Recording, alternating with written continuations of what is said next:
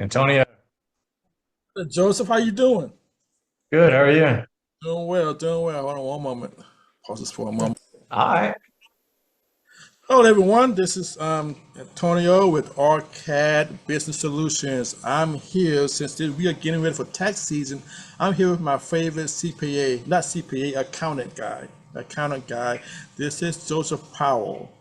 Joseph, tell everybody about your business, about you particular, and what interesting things are coming up in the new year 2025 that they may not know about in regards to tax season.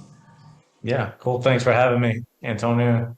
A little bit about me is, I founded Bubble Rock Advisors, is accounting advisory firm located here in Atlanta, but serving clients all over the country. Um, the firm, so I do tax on one side, so that's tax planning, tax compliance. Then on the other side is client accounting advisory services. So that's everything from bookkeeping to fractional CFO work and helping clients. A lot of my work centers around cash flow and figuring out how to maximize that. Um, Me personally, I'm from Southeast Georgia down by Statesboro, and I went to Georgia Southern, which I like to call the Ivy League of the South. But Yeah, you can say so that. yeah, so here I am. Excellent, excellent. One thing I think is curious, it's different between CPA, a bookkeeper, and an accountant. What's the difference that some people may get them confused or think they're all the same? Yeah. So bookkeeping, start with bookkeeping. Bookkeeping is a part of the accounting process. Bookkeeping essentially, when most people say bookkeeping, that means categorizing transactions. Um, so a solely bookkeeper will come through and take your transactions. They may, record your AR and AP and maybe even do some invoicing for you and stuff like that. But at its core, it's just make sure that when you have a transaction that it's recorded in the right place at the right time. Um, Accounting and CPAs. So all CPAs are accountants, let's say, but not all accountants are CPAs. A CPA is a license that you get through the state. You need to have 150 credit hours. You need to have work experience, and then you pass, four different tests. Um, an accountant could mean one of many things. They could work. There's all sorts of kinds of accountants. You can work in tax. You can work for a business. You can work. You can work more on the finance side. Um, there's a lot of different types of accountants. Now, what specifically can CPAs do? They can sign off on audit reports, so the test services. That's the difference. Now, my designation, I am an accountant. I went to school, have the credits. I am an enrolled agent, which is it's a license done by the IRS. And why the enrolled agent exam? It gives you the same rights to practice in front of the IRS, so I can represent taxpayers to the IRS, same as a CPA could. But it also allows you to be licensed. It's a nationwide, it's a federal license, so it allows you to practice in every state. So that's why I do that. And then I have some various, finance coursework I've done to be able to help with you know the CFO and advisory side. My background is my backgrounds. I worked at two public accounting firms. I did both tax and I did audit work as well, which gave me a good foundation for what I do now. Yeah, I didn't know that you was what's that designated accountant that that one that's Enrolled agent. yeah enrolled agent. I didn't know you did that. So I've heard that here recently. Is that like a step above a CPA? Kind of because y'all could do No, nationwide and get no, I wouldn't. certification. No, I wouldn't say that. Okay. CPA is still kind of the gold standard, designation. Um, Uh, so typically enrolled agents are tax focused. Um, I'm not. I mean, I do a bit on the advisory side, and it's again the bookkeeping and helping with strategy. But a CPA usually does has more of an accounting foundation. Typically, will have more of an accounting foundation than an enrolled agent. Okay, okay. And this is what I found out there in the streets, and I mentioned this to you before in the group that we belong to. A lot of business owners, they get a business, they set up their whatever type of corporation they want to have, whether it be LLC, sole proprietor, or whichever, and then they hear from everybody else. One of the first thing they got to do is get a CPA or get a book counter, a bookkeeper or accountant. Mhm. What's some of the misnomers or confusions and what a business owner think a CPA or accountant is responsible for? Are they supposed to know everything about taxes, or do they have a definite role that they are providing to a business owner? Yeah. So, I mean, first off, people just use CPA as a catch-all word for True. anything numbers related. Right. So the advice is go get a CPA, and then you may be talking about something to do with banking or lending. It's, True. Right. um, so really at its core, I'm not going to say I'm not going to put out like a blanket statement for every business, but once you start growing, a lot of business owners do their own QuickBooks um, or bookkeeping. Um, I'll tell you, I've yet to see a client send me a set of self-prepared financials and they've been right. Really. So yeah, I mean it may not be completely jacked up, but there's They need very help. rarely is everything correct. Right. So I mean I do think the bookkeeper is important. If you're trying to run a business and people do this all the time, but if you're trying to run a business and you don't look at your numbers or you only look at your numbers at tax time, I've had plenty of people come to me and they didn't know, how the year looked until they were ready to file their tax return. So, there's a definite advantage. You should be looking at them at least monthly, if not more. So a bookkeeper can provide that. The CPA piece or the accounting, the tax piece, what have you. Um, you definitely, you want one taxes can a lot of times be a business owner's largest expense, or at least a very big piece of expense. Um, so you definitely want somebody experienced with business and your type of business. If there's any, there's subspecialties where you know maybe you have some international components. I don't touch any international tax. It's a very specialized part of tax. So, there's some specialties where you want to find somebody who that's all they do. Gotcha. Gotcha. And I know during the COVID, a lot of people got blindsided, or they didn't hear about it till afterwards, like the ERC or even the PPP tax credits. A lot of business owners, even today, I went to some, they missed the boat on ERC. I don't know how they did that because everybody knew about ERC. Are the typical CPA or accountant, are they going to know everything about tax credits to help a business owner out, or that's something else, a specialized aspect that maybe a CPA or accountant or bookkeeper have to go out and add to their business, or have someone to do it for them? Yeah.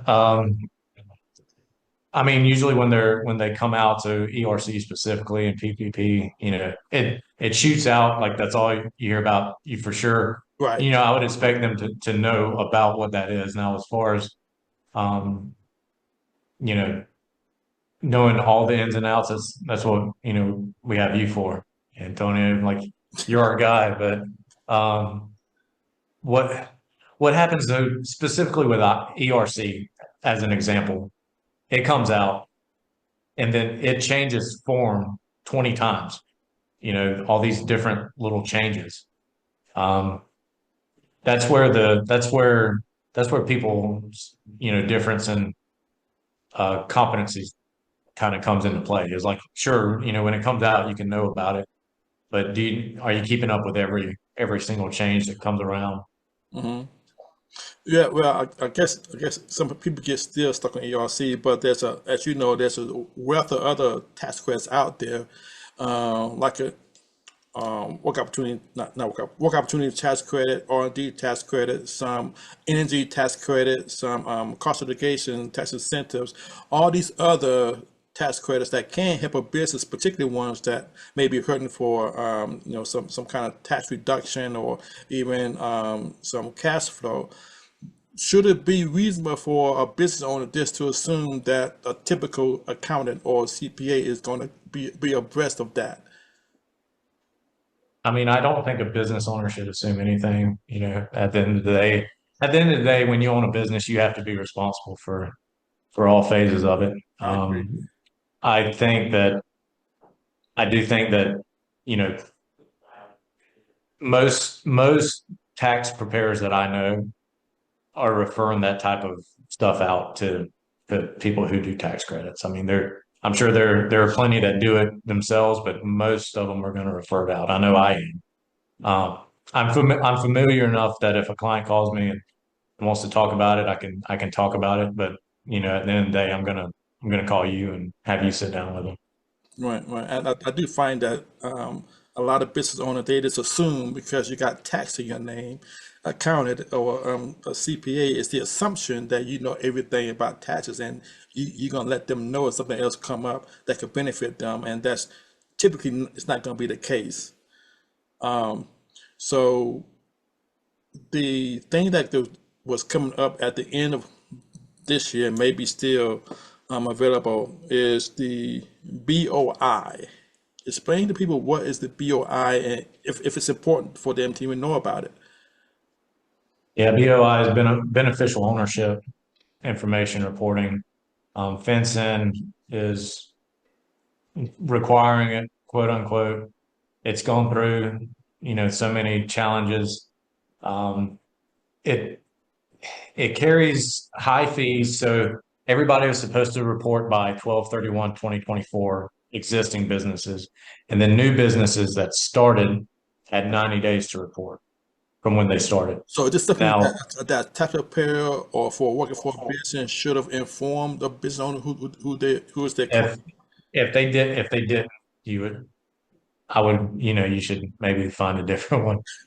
They may not necessarily do it. Now, I know plenty accountants who have not who won't prepare them or file them for people, but they should, Now, our job as advisors are to let people know that. So Okay. yeah, they should have.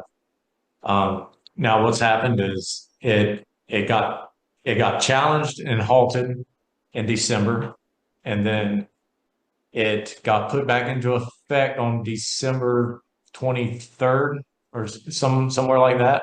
Oh, it did. Um, with a brief extension, it moved out to January, I think 13th. So I prepared communications, sent it out to my clients, and was like, "Hey, okay, we finally, if you haven't done this, we need to do this." Well, then 2 days later, it got halted again. So it's currently halted. Uh, I don't know. My advice to people is it doesn't hurt you to voluntarily, complete it and be done with it. But as of right now, it's not required. So, Is that for anybody who has a business or anyone who got went to the Secretary of State and got that number from there, or just, is it doing business as, or does all business have to apply for that? essentially, there's very few exclusions. So if you own a business, an entity, LLC, what have you, I would recommend staying abreast of what's happening. And they had that till the 14th, you say? Yeah, I think it was the 13th or 13th. 14th is when it got extended to, and then ultimately got halted. So that date will change. I would assume. I don't know if you know if it'll be held up or who knows. Who knows what will happen. Right, exactly. I guess people who have filed, and if it is canceled by the court, information just goes into the ether, or right. That's the thing. Once government get it, who knows what they're gonna do with it, right? Yeah, who knows? Might be on a CIA watch list. You never I'm just know. kidding. I don't think that's the case, but Right. who knows? You know. With the new administration, have you heard anything that business owners, in particularly, should be looking to be happy about or sad about coming into the new year? So the biggest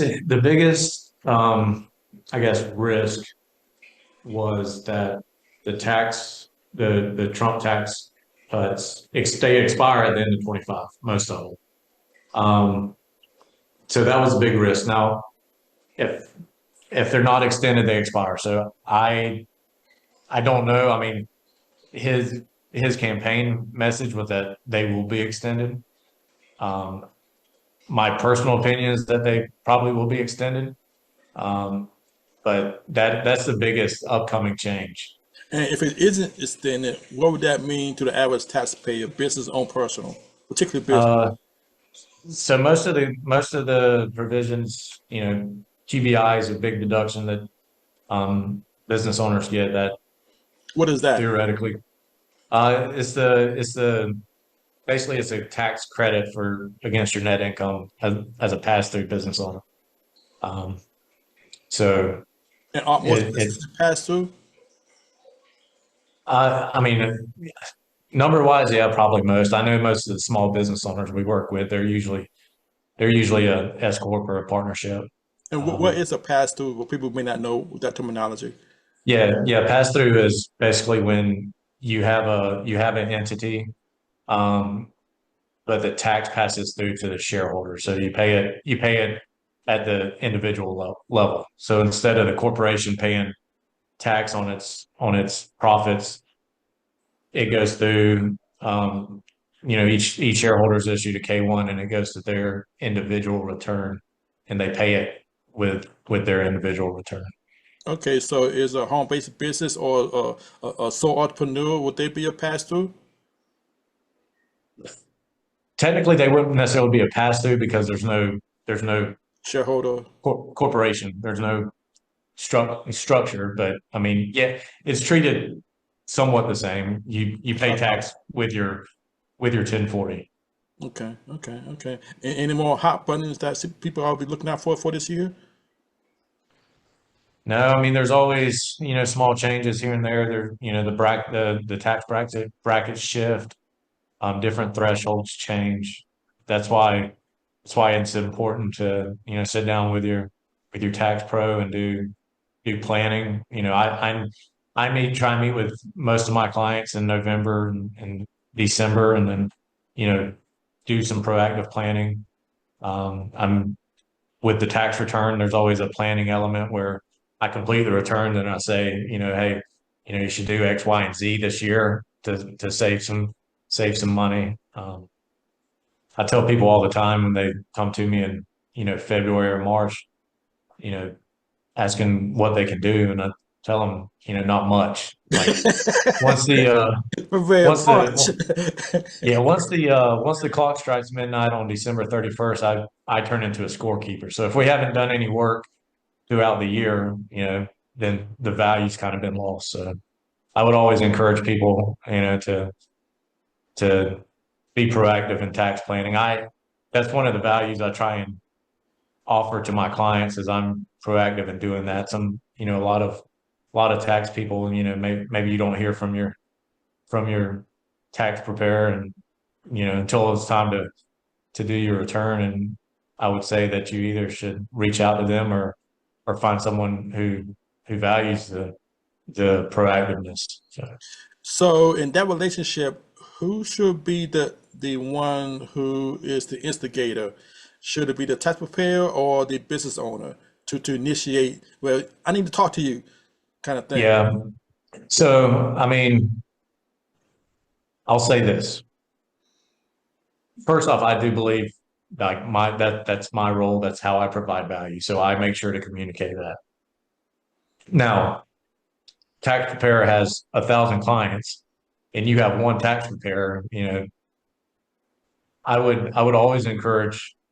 I encourage anybody like if at the end of the day, it's your tax return. It's your financials. You're responsible for them. When you sign a return, even no matter if you do your own return or if you go to if you pay $10,000 to somebody to have them prepare a return for you, you signed your name on the return under penalty of perjury. Your So name. I would encourage anybody to be proactive from that perspective. Um, Again, I don't know, different firms have different philosophies on the planning. Some, some make a lot of money charging tax planning fees, and as they should. It's a valuable service. You can save a lot of money. Um, but if they're not reaching out to you, you need to either ask them if they're willing to do it, or you know find somebody who is. I mean, that's the value in having, you know there's a lot of people out there in the world. I could take somebody off the street and teach them to do a tax return. That's the easy part. But the planning The and doing relationship. things right, yeah, the planning and doing things right, that's where I earn my keep. So you consider it to be very important. Oh, yeah, to say the least. Um, how long is tax season? So some people think tax season ends in April. It seems like it's like 4 years long for me, but um, so most people, the for a calendar year end, for example, most people's in April you can extend. So if you're an S corp partnership pass through entity, the due date for the entity return is in March, and then the individual is in April, and you can extend that to September until October. Now, your return has to be filed by that extension date in October. Now, and I will say this because people don't know this, or they may know it and they just overlook it. An extension to file your return is not an extension to pay. Mm. So if you're going to do an extension, you have a tax preparer, there's any chance of you owing money, you should get an estimate of how much you should pay in by April 15th. Um, so Wait, you get an extension and you pay still in April? What's the extension for? yeah, the extension is an extension to file. So interest still accrues. Um, What's the difference? Filing and paying. I thought you pay when you, I mean, you file when you pay. well, to report the return is when I say file, that Right. means reporting the return to the IRS. Okay. Um, Paying is paying. Um, so what I do, for my clients is I take all the information I have at that point and I put it in and see where we are, and then using what we have, and then maybe what their situations look like in the past. If it's fairly consistent, then we can make a reasonable estimate in April, be able to save them any underpayment penalties or interest. Nice, nice.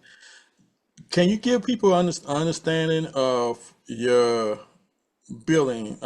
How do you compare to your competition, so to speak? Yeah, I mean, How, if you go to a larger firm, you go to a regional firm, I'm definitely probably a little less than them. Um, I'm probably a little more than H&R Block, which, in my opinion, I provide more value than they do. Um, I, you know, I don't know. I don't get a lot of pushback on my fees, so maybe that means I need to raise them. But um, so the way I quote on tax returns, or um, I look at prior year's returns, and I have an idea of like what each component usually costs. And so I get a quote, I give the quote. They know what it is beforehand. I do fix I do fix fee billing. So before I do your return, I tell you how much it's going to cost. I don't, I'm not going to come to you and say, oh, it took me 20 more hours than I thought, so you owe me another $1,000. So okay. people know what they're going to pay up front.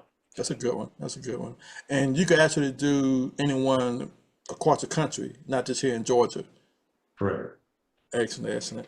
Well, as we close, tell people how to get a hold of you, and how they go if they want to reach out for your services. How do they do that?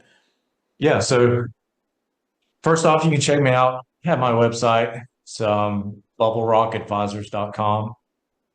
Um, on there, there's actually a scheduling page where you can schedule a time to meet with me through the website. Um, I can be reached email jpowell at bubblerockadvisors.com. Um, you can call the phone. It's 770-847-0950. And then I'd encourage you also to just follow me on LinkedIn, follow the Bubble Rock Advisors page at LinkedIn and Facebook. We post there, 2 or 3 times a week. So there's some valuable information there. Um, and you can reach out to me through any of those platforms. Excellent, excellent. And I do definitely recommend my friend JP. Reach out to him, and talk to him at least. Have a conversation. See what happens.